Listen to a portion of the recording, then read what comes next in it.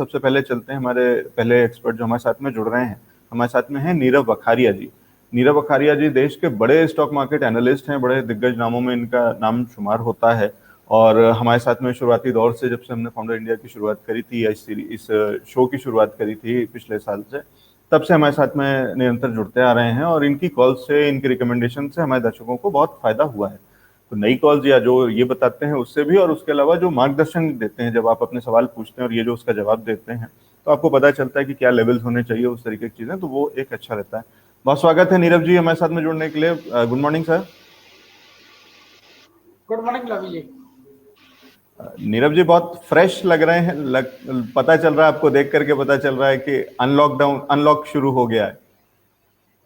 या अनलॉक की प्रक्रिया शुरू हो गई है अनलॉक डेफिनेटली। की प्रक्रिया शुरू हो गई है।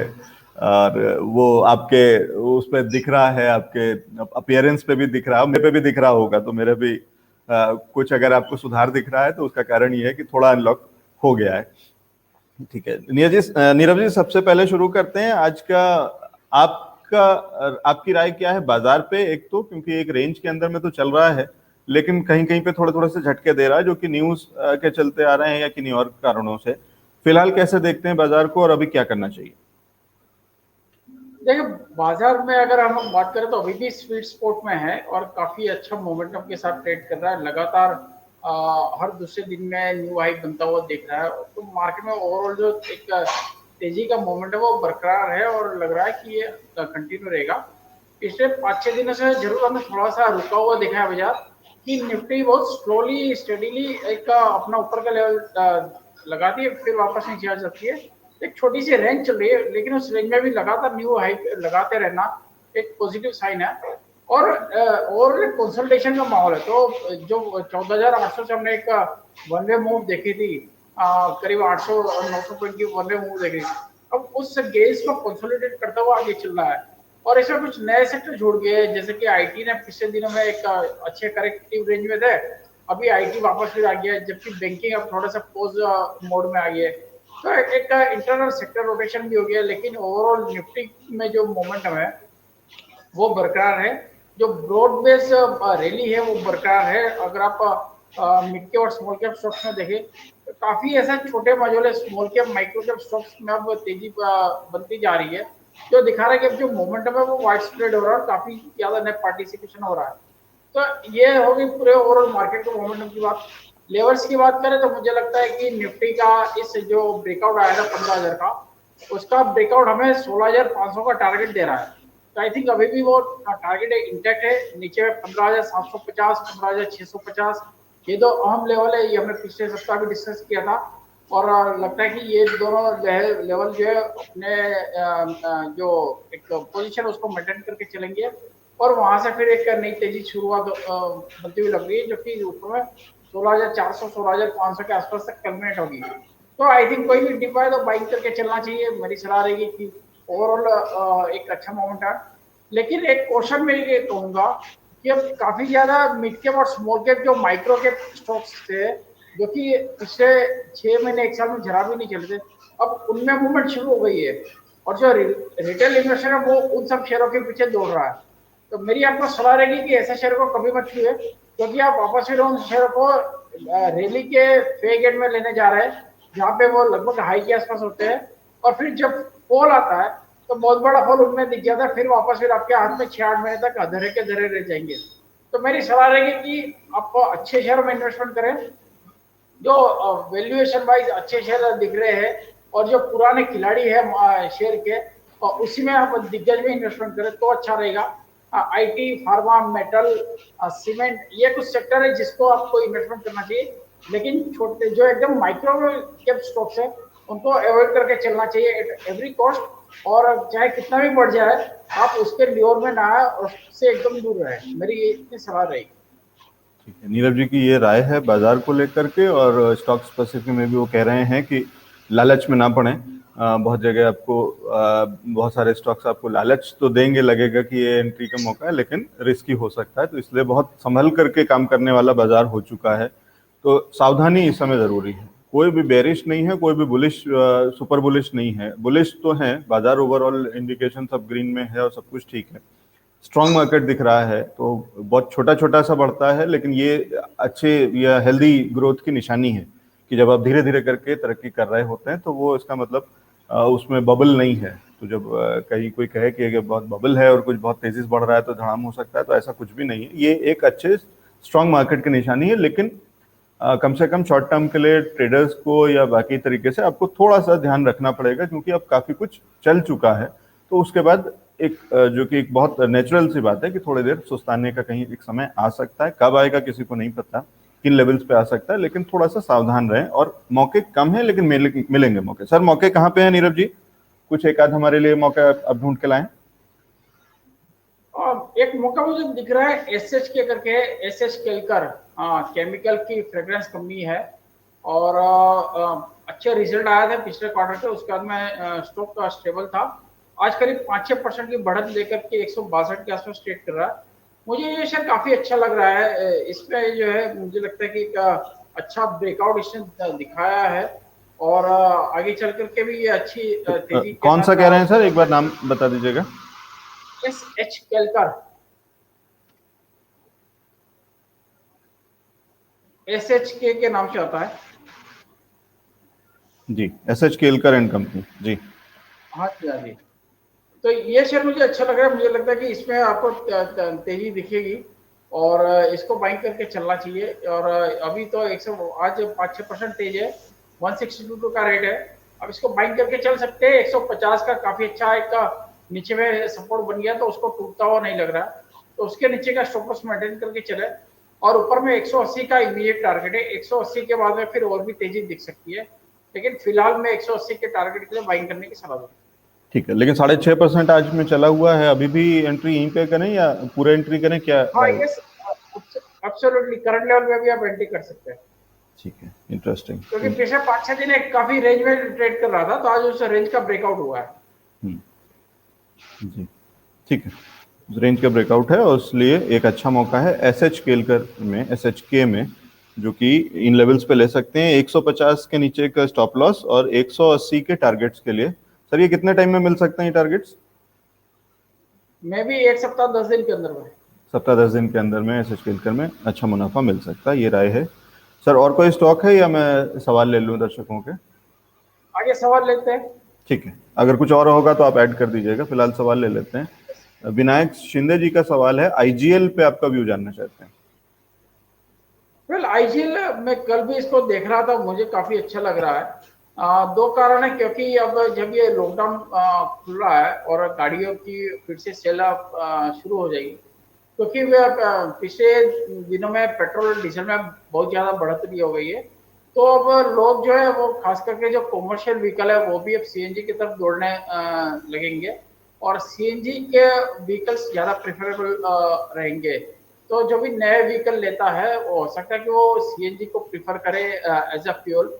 तो इस हिसाब से काफी अच्छा लग रहा है। और इंद्रप्रस्थ गैस देखो कि पिछले करीब 3 महीने से बहुत ही छोटी रेंज में 500 से लेकर 540 के बीच में कंसोलिडेशन कर रहा है।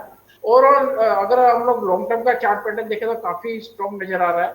और जब भी इसका 550 के ऊपर में क्लोजिंग आती है और वहां पे सस्टेन कर रहा है, तो फिर मुझे एक बड़ा ब्रेकआउट दिखता है। फिर ये स्टॉक आने वाले दिनों में 600 650 का लेवल भी इजीली क्रॉस कर सकता है। तो डेफिनेटली इसको बाइंग करके चलना चाहिए। 550 का ब्रेकआउट लेवल है, उसको ध्यान में रख करके बाइंग कर सकते हैं। ठीक है, ये राय आती हुई आईजीएल पे। दोनों दो दर्शकों ने पूछा था, दोनों को जवाब मिल गया है, विकास मालू जी और विनायक शिंदे जी। ठीक है, प्रियंक मोत्रा का सर एक सवाल है, ये पूछना चाहती हैं कि इन्फोसिस पे क्या ये अच्छा समय है एंटर करने का?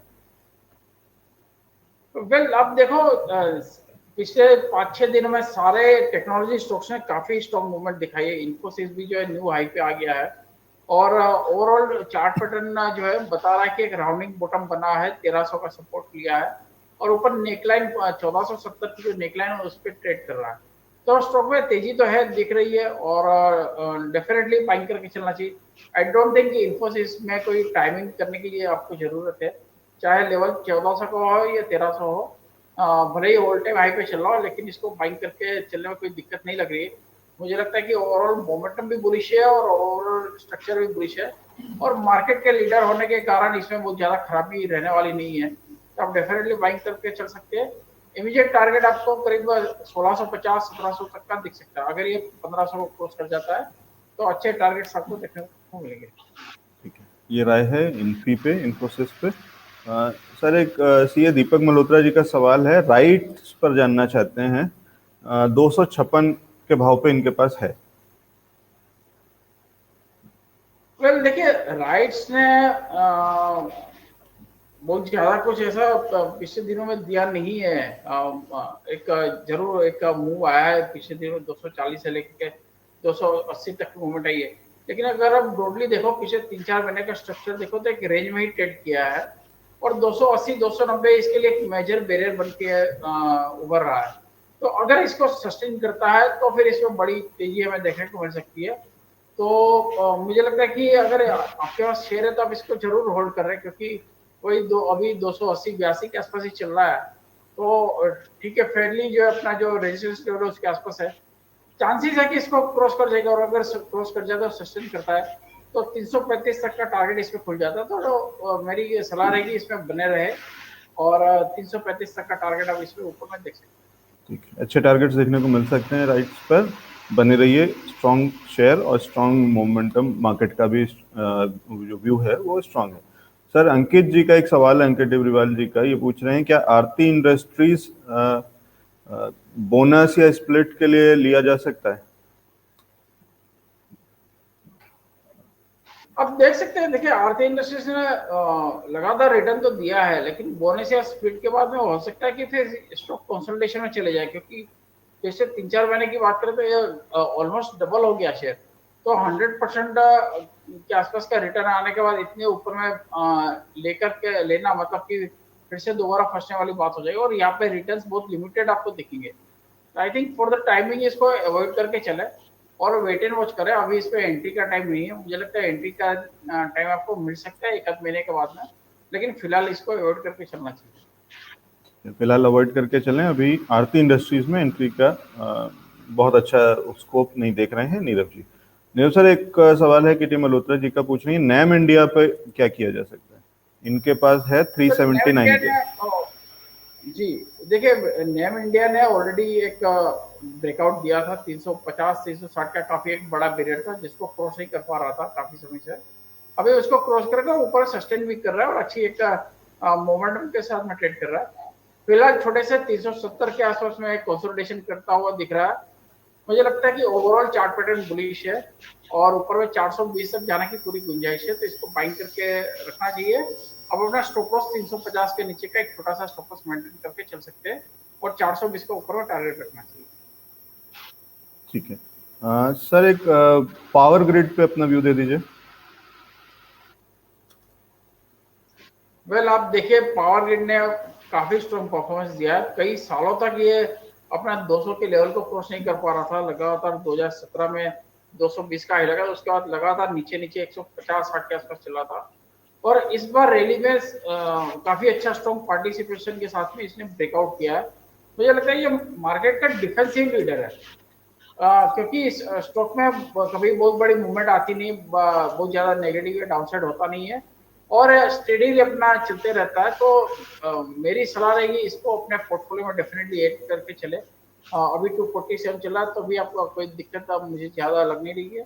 नीचे 225 का सपोर्ट रहेगा, और ऊपर में मुझे लगता है कि अगर मीडियम टर्म में करीब 6 महीने का टारगेट अगर लेकर के चलते हैं, तो आपको 300 के आसपास का लेवल दिख सकता है। तो डेफिनेटली बने रहना चाहिए, और अगर कहीं भी आपको लगता है थोड़ा सा डीप आता है 240 के 235 के अराउंड, तो फ्रेश बाइंग भी कर सकते हैं। ठीक है सर, एक इंटरेस्टिंग सवाल है, उत्कर्ष सिंह जी का है।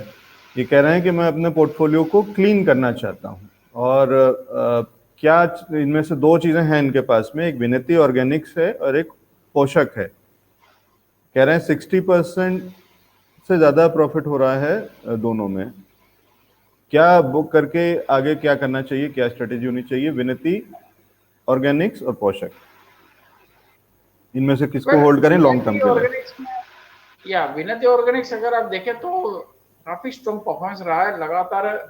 ये अपना न्यू हाई स्केल अप कर रहा है, और हर एक सप्ताह दूसरे सप्ताह में न्यू हाई लगा रहा है। अभी एक छोटा सा कंसोलिडेशन जरूर है, बट मुझे लगता है कि इसमें तेजी है, और जहां तक इसका सवाल है तो बने रहना चाहिए। इनफैक्ट जो भी शेयर न्यू हाई पे ट्रेड कर रहे होते हैं तो वहां पे आप एक्सपेक्ट कर सकते हैं कि और भी न्यू हाई बनेंगे। न्यू हाई में ट्रेड करने का मतलब ये होता है कि काफी ज्यादा अच्छी स्ट्रेंथ इसमें दिख रही है, तो डेफिनेटली बने रहना चाहिए। मुझे लगता है कि ये स्टॉक आपको 2200 तक के भी लेवल दे सकता है ऊपर में, तो मेरी सलाह रहेगी बने रहे। नीचे अगर कोई स्टॉप लॉस रखना है, आप चाहते हैं कि ट्रेडिंग स्टॉप लॉस रखे, तो 1650 का करंट लेवल से 100 रुपए नीचे का एक ट्रेडिंग स्टॉप लॉस मेंटेन करके चल सकते ठीक हैं। एंड है। Which one was the other? पोषक, PAUSHAK, पोषक आई थिंक लिमिटेड है क्या? बीएससी में, हाँ बीएससी में है, मैं जी आपको निकाल के देता हूँ। जी, BSE का है। चलिए आगे दूसरा सवाल लेते हैं, इसको मैं बाद में बताता हूँ। ठीक है, इसको थोड़ी देर में देख लेते हैं। उत्कर्ष जी आप इंतजार कीजिए। सर पंकज धीर जी का सवाल है दीपक नाइट्रेट पे, कह रहे हैं क्या शॉर्ट टर्म के लिए खरीदा जा सकता है? वेल दीपक नाइट्रेट ओवरऑल तो तेजी है, और जब से एफ एंड है उसके बाद में भी इसने लगातार एक अपना जो है ट्रेंड इंटैक्ट रखा है और लगातार न्यू हाई लगा रहा है। मुझे लगता है कि इसको आप बाइंग अगर करना है तो देख सकते हैं इसको छोटे से स्टॉपर्स के साथ में। करंट लेवल पे आप 1700 के नीचे का 1670 का to be precise stop loss maintain करके चले, और ऊपर में अगर 1820 क्रॉस करता है तो 1920 तक के टारगेट आपको देखने को मिल सकता है। ठीक है, ये राय आती हुई दीपक नाइट्रेट पे।